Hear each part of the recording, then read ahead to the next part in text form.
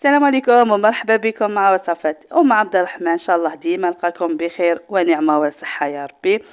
كيما سبقوني وعدتكم اني نشارك معكم وصفات من قلب وهران.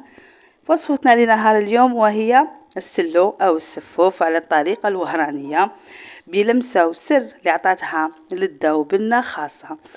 يعني صدقوني ما كوش رايحين تندموا عليها.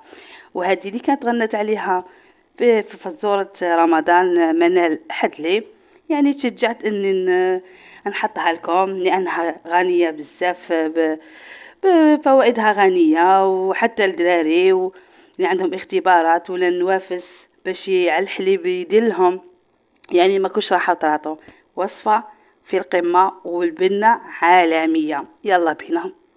واش راح نحتاجو في السلو ديالنا؟ عندي هنا كيلو تاع فرينه حمصناه كيما نحمصو السميد تاع الطمينه. عندي هنا لي زيبيس، عندي حبه الحلاوه، عندي قرفه والنافع والمسكه، وما عاد نخليكم كاع المقادير في صندوق الوصف.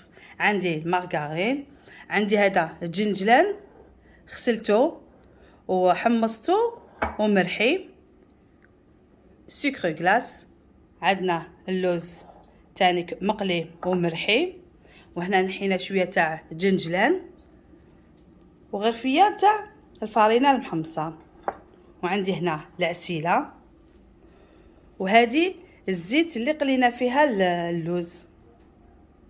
يلا نبداو بسم الله. هذيك الزيت اللي قليت فيها اللوز نعاود نزيد نقلي فيها الفارينه. هذا هو السر السلو كاع في هذا كي تقلي كي تنحي ديك الغرفيه تاع الفارينه، هذا هو السر تاعها. هنايا قلنا 250 هكا. هنا عندنا 250 غرام تاع مارغرين، وقالت لكم هذاك هو السر اللي حيعطي للسلو تاعكم هذيك البنه، يعني الزيت اللي قليت فيها اللوز اللي حنرد فيها الفارينه، هذا هو السر اللي حيعطيكم السلو تاعكم، راح يجي بنين، يجي ما شاء الله. هنا بعد ما دابت لي هذيك المارغرين مع الزيت نضيفوا عليها العسيله. هنا نضيف لها الغرفيه تاع الفارينه اللي كنا نحيناها من الكيلو هذاك. هنا لازم نخلو حتى يذوب كامل. هنا كاع بعد ما داب شوفوا الله يبارك، يعني هذا هما الفوائد اللي راح يعطوا للنفس، يعطوا لها الحليب اللي غنات عليه منال حدلي في فوازير رمضان. هذا يعني شجعتني باش كاين بزاف اللي كانوا يعيطوا لها، كانوا يقولوا لها ما نعرفوش، شجعني باش نديره لكم هكا باش يعرفوا التقاليد وواحد يستفاد منه، لانه مفيد بزاف بزاف مام للدراري كيكونوا عندهم الاختبارات، لانه فيه الجنجلان فيه اللوز، يعني اشياء اللي تنفعهم. هنايا نصيروا السكر غلاس.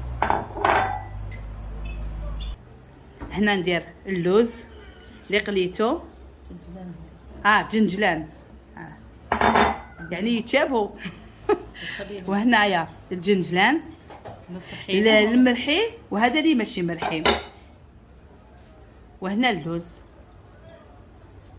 يعني صدقوني راح يعني شهيتكم في الجنه، يعني كانت تشموا الروائح اللي راهم فيها. هنا كما قلت لكم عندي هذه المسكه، وعندي 2 مغارف تاع نافع، و2 مغارف تاع حبه الحلاوه، و2 مغارف كبار تانيك تاع القرفه.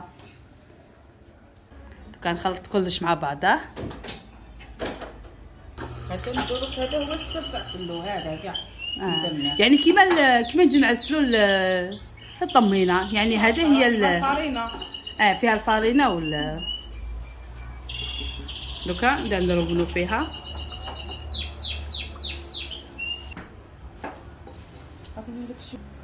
يعني وهنايا ما نرميش كامل الخليط تاعي، يعني غير بشويه ونشوف.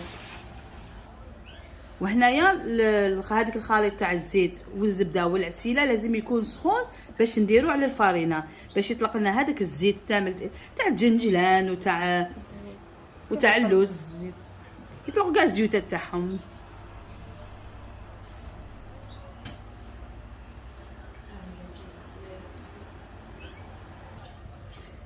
هنا نكمل اللي قعد لي.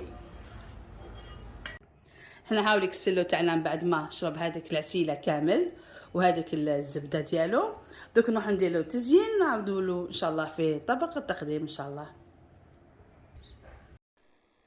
هاوليك الطبق تاعنا في الاخير بعد ما وجد السلو تاعنا. شوفوا الله يبارك كيفاش خرج ما شاء الله. حنا درتلو شويه تاع مكسرات بعد ما حمصناهم وشويه تاع دغاجي، وفي الاخير زدنا له هذيك اللمسه تاع السكر غلاس. يعني مذاق ما شاء الله خرج روعه مع هذيك العطريات اللي درناهم لهم. يعني وش نقولكم غير جربوه، على بالي بلي راح يعجبكم ان شاء الله. نخليكم تستمتعوا بهذا المنظر. الله يبارك. نقولكم الى فيديو قادم ان شاء الله، والسلام عليكم ورحمة الله وبركاته.